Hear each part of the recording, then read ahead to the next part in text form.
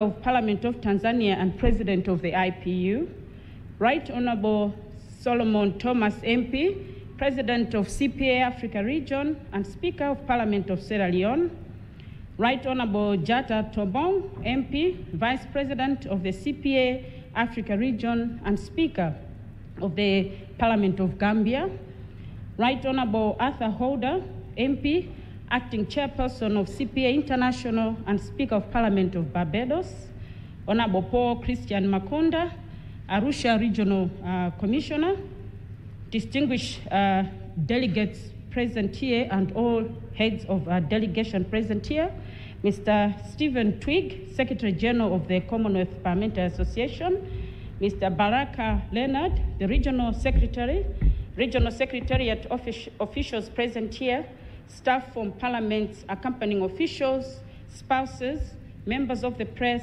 invited guests, ladies and gentlemen.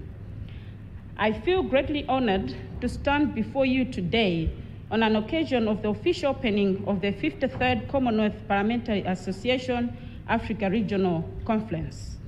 Allow me first to extend our deepest gratitude to His Excellency Honorable Philip Mpango, the Vice President of the United Republic of Tanzania, for honoring us with his presence today.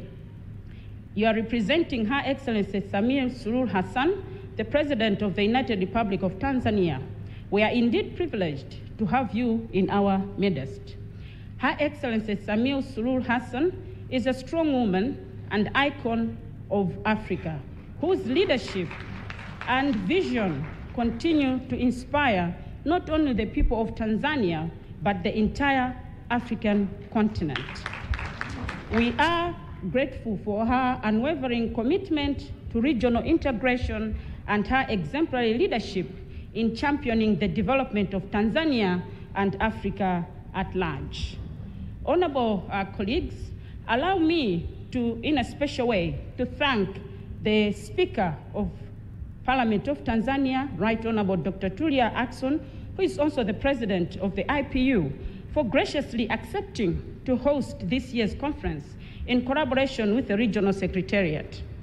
We are gathered here in Tanzania at a time when the region is facing challenges in securing a host for the event, yet our Tanzanian brothers and sisters have welcomed us with open arms. From the moment we arrived in this beautiful city of Arusha, and she has just told us that it's the Geneva of Africa, the reception and the generosity of the Secretariat and the Parliament of Tanzania have been unparalleled, and we're deeply appreciative of everything that has been put to our disposal.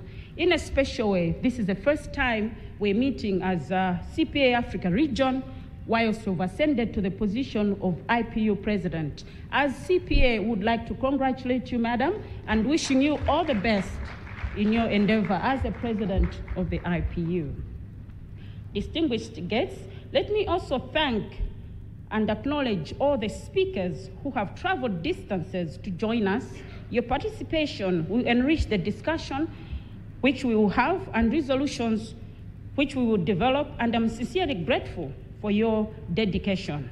Allow me also to thank all distinguished delegates who have taken time out of their busy schedules to attend this important conference. Your presence here is a testament to the shared commitment we all have towards building a better future for Africa. Distinguished delegates, ladies and gentlemen, the theme of this year's conference, African Parliaments at the forefront of addressing existential global challenges, food insecurity, climate change, and youth employment. And the topics to be discussed were carefully crafted during the executive committee held in KwaZulu-Natal in April. Although these discussions took place last year, the relevance of the theme has not diminished. In fact, the issues remain as pressing today as they were when we first set them. The topics we will address reflect the ongoing challenges our continent faces, requiring continued dialogue and concerted action. Africa continues to confront a number of existing challenges which will be addressed through the plenary session of the conference. The first of these is food insecurity. Across the continent, millions of people facing chronic hunger exacerbated by climate change, conflict, inadequate agricultural infrastructure. Despite Africa's vast arable land, the continent remains vulnerable to food shortage due to poor investment in agriculture, changing weather patterns, and insufficient technological transfer. Parliaments must be at the forefront of driving policies that ensure sustainable agricultural practices, food sovereignty, and the development of resilient food systems to combat hunger and malnutrition. Distinguished delegates, ladies and gentlemen, climate change is another critical issue that is threatening Africa's development. The continent contributes the least to global greenhouse gas emissions, yet suffers the most from the consequences, droughts, floods, and extreme weather patterns that devastates communities and livelihoods. As African parliaments, we must champion policies that mitigate the impact of climate change, invest in climate resilience infrastructure, and promote adaptation strategies that protect the most vulnerable. The transition to clean and renewable energy is not only an environmental necessity, but also an economic opportunity for Africa. We must harness our continent's abundant solar, wind, and geothermal resources to provide energy security for our people. In addition, reforming Africa's electoral system remains paramount to the consolidation of democracy on the continent. Many countries continue to experience challenges with electoral integrity, violence, and post-election disputes. Strengthening our electoral process to promote transparency, fairness, and inclusivity is essential to building trust in democratic institutions. This reform is especially crucial in ensuring the participation of women and marginalized groups whose voices remain underrepresented in decision-making processes across the continent. Distinguished delegates, ladies and gentlemen, youth unemployment is perhaps the most urgent challenge facing Africa today. With over 60% of Africa's population under the age of 25, the issue of job creation has never been more pressing. The inability to provide meaningful employment for young people not only stifles economic growth, but also fuels social unrest. And I'm sure so many of us experience this in our various countries, where we have got so many of our youth who are rising against their governments, not because they want to do that, but because they have nothing to do. And this is something that really needs our attention as their representatives. Honorable colleagues, lastly, I would like to address the issue contribution of women in parliament, recognizing the critical role women play in governance and development. Despite progress, women's representation in African parliaments still lags behind global standards. We must continue to push for gender equality in leadership, ensuring that women are empowered to participate fully in the legislative process and in shaping the future of our nations.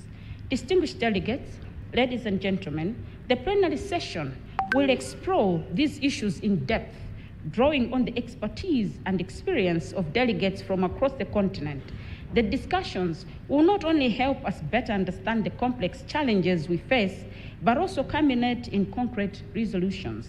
These resolutions will be adopted and calculated throughout the region for implementation, ensuring the outcomes of this conference have a lasting impact on policy and action. In conclusion, I wish to once again express my sincere gratitude for the warm reception and generous hospitality extended to us since we arrived in the beautiful city of Arusha.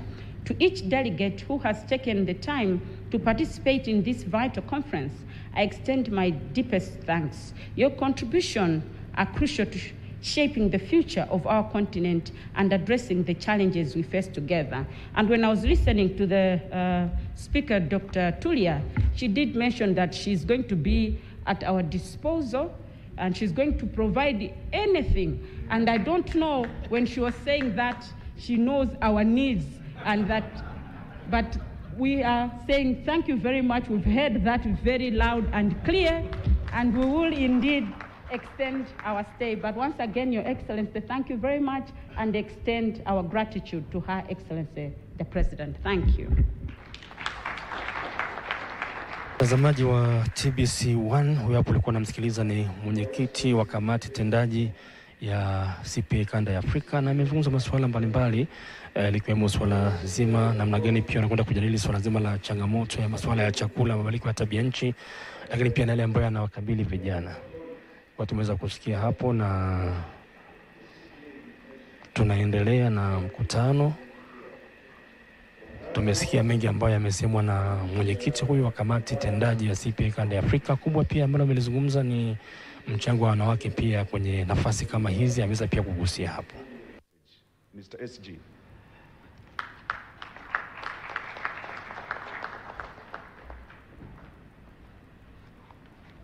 Thank you, Daniel, and good morning, everyone. Your Excellency, Dr. 𝒓𝒊𝒈𝒉𝒕, Vice President of the United Republic of Tanzania, the Right Honourable Dr. Tulia Ackson MP, Speaker of the Parliament of Tanzania and President of the IPU, the Right Honourable 𝒓𝒊𝒈𝒉𝒕 MP, President of the CPA Africa Region and Speaker of the Parliament of Sierra Leone, the Right Honourable Jaka Thombo, Member of Parliament, Vice President of the CPA Africa Region and Speaker of the Parliament of the Gambia, the Right Honourable Catherine Gotani-Hara, MP, Chairperson of the Africa Regional Exco and Speaker of the Parliament of Malawi, the Honourable Paul Christian Makonda, the Arusha Regional Commissioner, Right Honourable Arthur Holder, SC MP, Acting Chairperson, Speakers, Presiding Officers, Delegates, accompanying staff, all other protocols observed. Ladies and gentlemen, I am delighted to be here at this 53rd CPA Africa Conference here in beautiful Arusha. And I think, Madam Speaker, that we should say that Geneva is the Arusha of Europe, rather than that Arusha is the Geneva of Africa. Can I thank those who represent this region in the various governing committees of the CPA, our International Executive Committee, our Interim Executive Board, CWP Steering Committee, Small Branches Steering Committee, Disabilities Regional Champion, and our various working groups. And if I might take this opportunity to say again something I said when I met with your Executive Committee yesterday, I want in particular to put on record my thanks to the Honourable Bonsu from Ghana, who has served for a long period on our International Executive Committee, including as Vice Chair during a very critical time for the organisation. Thank you very much indeed, Honourable Bonsu, for the work that you do and have done over a long period for the CPA. I am pleased to be back in Tanzania. Earlier this year, I had the privilege to visit Dodoma and to meet the excellent Regional Secretariat team. I'd like to congratulate the new Clerk of the Parliament of Tanzania on assuming the role of Regional Secretary for the Africa region. And also I visited Zanzibar, beautiful Zanzibar, to attend the Commonwealth Law Ministers meeting. 2024 is a very important year for the Commonwealth and for the CPA. Later this month in Samoa, the Commonwealth heads of government will come together for the CHOGM meeting. That will elect a new Secretary-General for the Commonwealth. And we have 3 strong candidates, all of them from this region, from the Gambia, from Ghana, and from Lesotho. And last month, the CPA, in cooperation with the Commonwealth Foundation and Chatham House, hosted an event in London at which all 3 candidates spoke powerfully about their vision for the Commonwealth. I look forward on behalf of you, on behalf of the CPA membership, to working with whichever of these 3 strong candidates is elected by the heads of government in Samoa this month.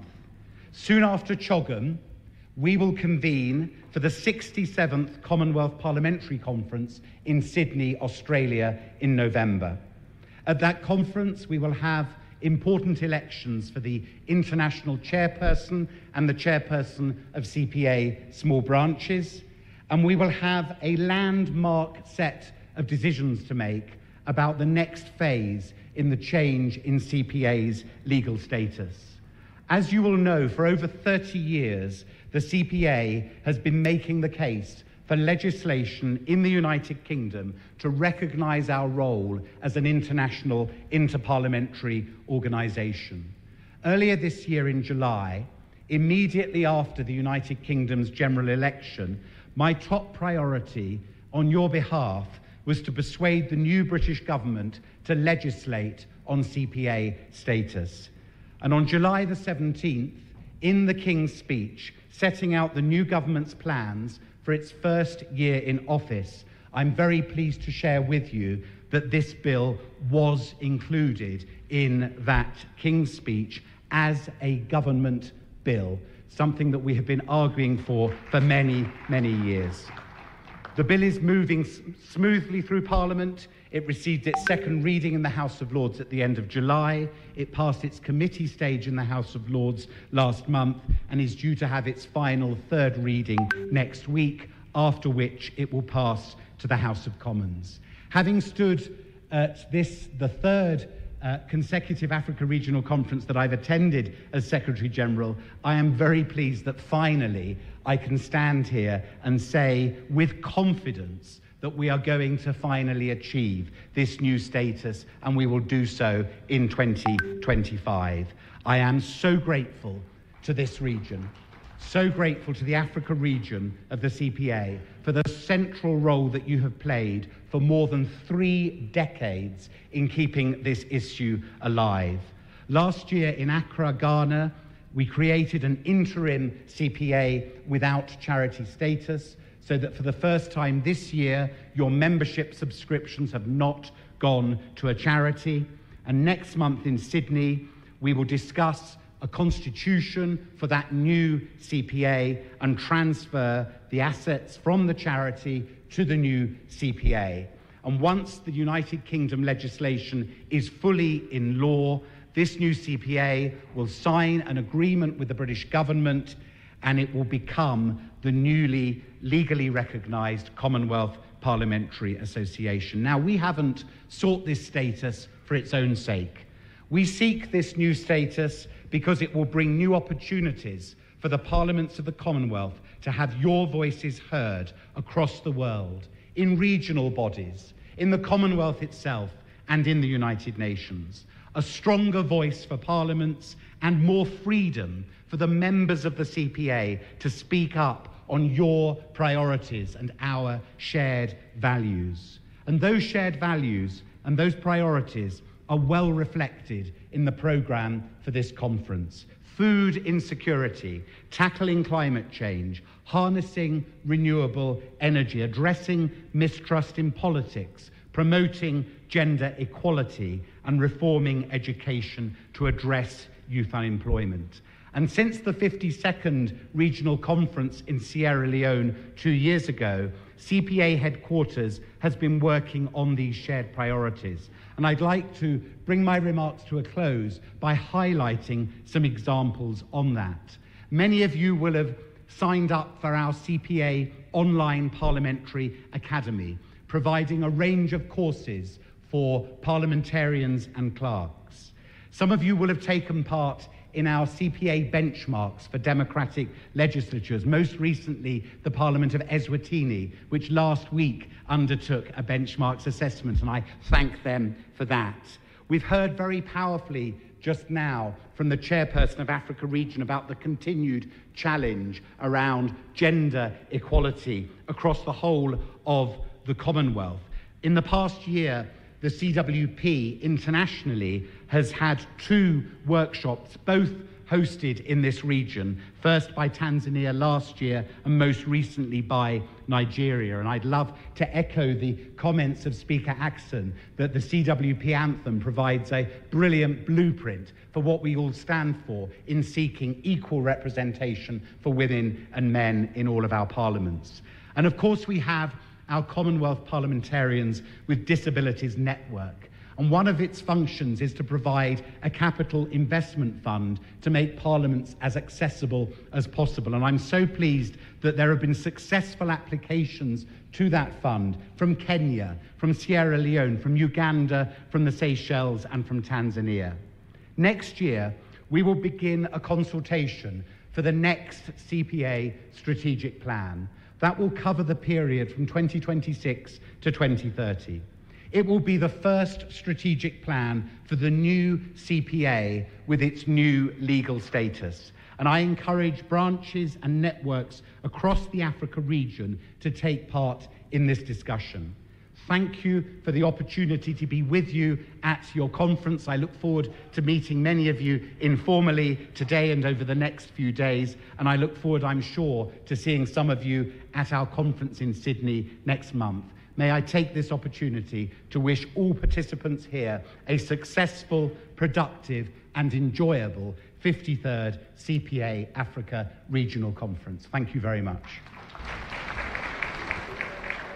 Na mtazamaji wa TBC1, tunazidi kusonga mbele hapo. Umemsikia huyo ni katibu CPA, na kubwa zaidi CPA Kanda ya Afrika imekuwa ikifanya mikutano yake mikuu ya kila mwaka kwa lengo hasa la kujadili mambo mbalimbali kama unavyosikia hapo, kwa kuzingatia malengo ya kuanzishwa kwa umoja wenyewe. Na lengo lake hasa kama chama cha mabunge ya nchi za Jumuiya Madola ni kuchagiza masuala ya amani, masuala ya demokrasia, uwajibikaji na haki za binadamu miongoni mwa nchi wanachama. Dr. 𝒓𝒊𝒈𝒉𝒕, Vice President of the United Republic of Tanzania, the Right Honorable Dr. Tulia Ackson, Speaker of the National Assembly of Tanzania and the President of the IPU, all other protocols being observed, colleagues, distinguished ladies and gentlemen, a very good morning to you. I am deeply honored and humbled to be invited to this extremely important 53rd CPA Regional Conference in Africa. This theme that you have chosen is most important, and I want to commend your parliaments for having the foresight to tackle these burning issues that have engulfed our world. These issues are of concern to parliaments throughout the Commonwealth and beyond, and require immediate action. Indeed, food insecurity, climate change, and youth employment are inextricably linked. The COVID-19 pandemic was a wake-up call for all countries, especially developing countries, to pay greater attention to food security, as the closure of borders caused great stress for large importers of food and show the urgency for countries to pay closer attention to agriculture and diversification. It has been further exacerbated by the war in Ukraine and its supply chain dynamics. Youth employment really means youth engagement. And oftentimes, parliaments have been slow to realize this and to act on it. We know that young people make up a significant number of the electorate. We need to empower them. They demand less talk and more action. Issues of crime by our youth must propel our parliaments to be more proactive rather than reactive. As a small island development state faced with these same issues, we are fully cognizant that we are paying the price for and feeling the effects of the blatant disregard for the climate crisis by developed countries. This has caused our parliaments to look for innovative ways to implement climate mitigation and climate adaptation methods, and to buttress these by climate resilience. This has come at a cost of policy issues. To quote from our Prime Minister, Mayor Amor Motley, at the Bridgetown Initiative 3.0, we are living in the season of superlatives on a scorched earth. To have any chance of reversing this trajectory, we must build a more responsive, fair, and more inclusive financial system to fight inequalities, finance the climate transition, and accelerate the achievement of the sustainable goals. In 2023, the global average near surface temperature was 1.45 degrees centigrade above the pre-industrial baseline. And the average temperatures temporarily breached critical 1.5 degrees centigrade threshold. 2024 is becoming the warmest in recorded history. The resulting impacts are especially devastating in climate vulnerable countries, which are home to 4.5 billion people, half of whom live in poverty. There has to be a paradigm shift in the discourse of scaling capital flows and reshaping the financial system to achieve the SDGs and spur climate action. There has to be greater efforts for reconstruction of the unsustainable debts. There must be a more equitable governance of the international financial institutions. Lower and middle income countries, including small island developing states, feel the implication of this acutely. This calls for development finance at a sufficient scale to enable country-owned structured transformation strategies and move them up to the scale-up chain. This means that countries, including Africa, must have financing on affordable terms. This will enable countries to invest in global public goods, including climate change adaptation and mitigation, fragility and conflict remediation, pandemic prevention and preparedness, food and nutrition security, soil health, water security and access, enabling digitization, protecting biodiversity and nature. Colleagues, three things must be done, and I emphasize must be done. One, we must dramatically increase financing for the SDGs and climate action. Two, we must change the rules of the game.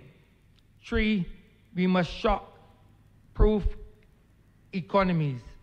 With respect to number one, the multilateral clearing banks must develop a plan to provide $300 billion a year in affordable longer-term financing for the SDGs, as well as for adaptation, and to expand the criteria used for allocating concessional financing to include climate vulnerability. With respect to number two, the World Bank and other finance providers must include climate vulnerability, neutral capital, and biodiversity conservation needs in their criteria for allocating concessional finance, addressing the inequity of many countries being classified as ineligible solely on gross national income per capita basis. With respect to three, we call on the International Monetary Fund to reduce the cost of lending to make it easier to access resilience and sustainable facility on a standalone basis, and extending the extended credit facility repayment to match the RSF. Colleagues, once more, I commend you for having the fortitude to discuss these burning issues and so put your parliaments in a pivotal position to propel your respective countries to success. I wish you all success in your discussions. I thank you. Sawa, mtazamaji wa TBC1, basi tumeweza kumsikia hapo huyo akizungumza ni kaimu mwenyekiti wa CPA ama chama cha mabunge ya nchi za Jumuiya ya Madola. We get a sneak peek of what Arusha stands to offer besides the good things that it offers to visitors. On that note, I invite Oljoro JKT group to appear onto the stage for entertainment. Oljoro, please.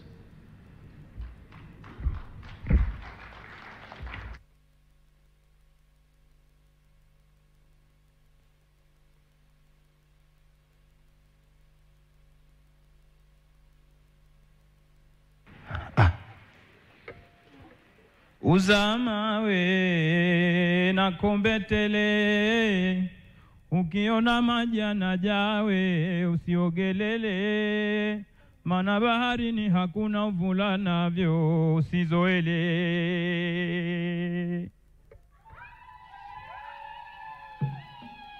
Halindwa nke halindwa, halindwa we nke halindwa, halindwa we nke halindwa hoya we, kalinde nke welewe haya.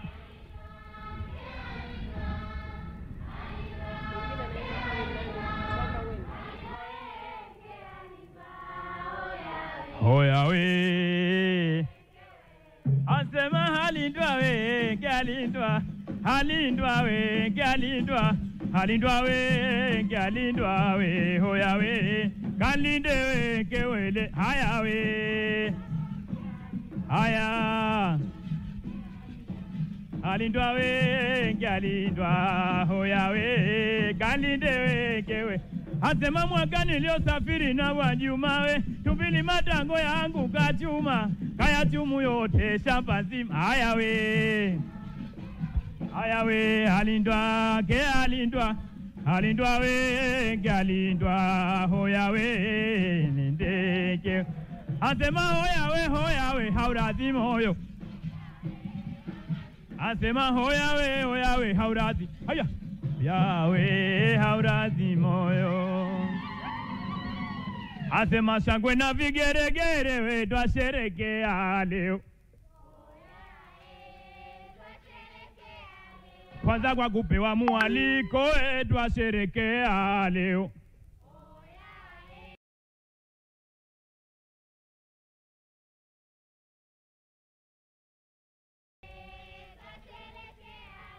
Asema mheshimiwa mgeni rasmi ni Baba Philipo Mpango, mie kwanza na wakaribisha kwa kuwasalimu kwa jina la Jamhuri ya Muungano wetu wa Tanzania. Asema na hiyo na waziwazi kazi inaendelea, asema mie na hiyo na bila shaka kazi inaendelea we. Tena naamini watu wote wameitikia kwa furaha salamu walioyasisi mpendwa Mama Samia.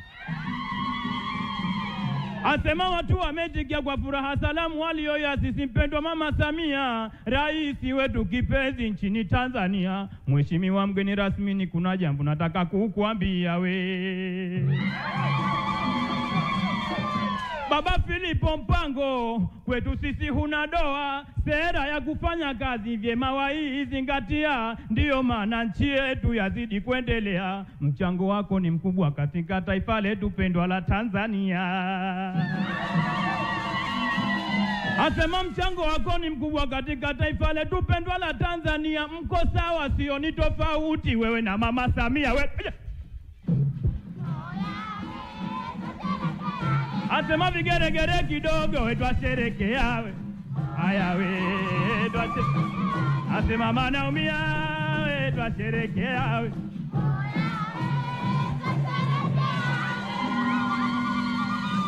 Mheshimiwa mgeni rasmini, maudhui ya mkutano huu naamini yamekushawishi kuja kufungua mkutano tena kwa haraka sana. Naamini maudhui yamekushawishi kuja kufungua mkutano leo kwa haraka sana. Maana mada kuu iliyo mezani inahusu kupambana. Sema mada kuu iliyo mezani inahusu kupambana na changamoto ya kimazingira, mabadiliko ya hali ya hewa ulimwenguni na ajira kwa vijana.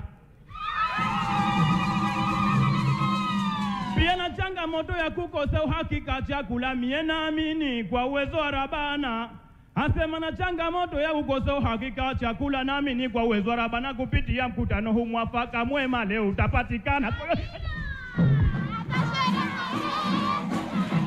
Asema mawe twasherekea we, haya we twashere. Asema baba we twasherekea we. Asema jangu na vigeregere twasherekea.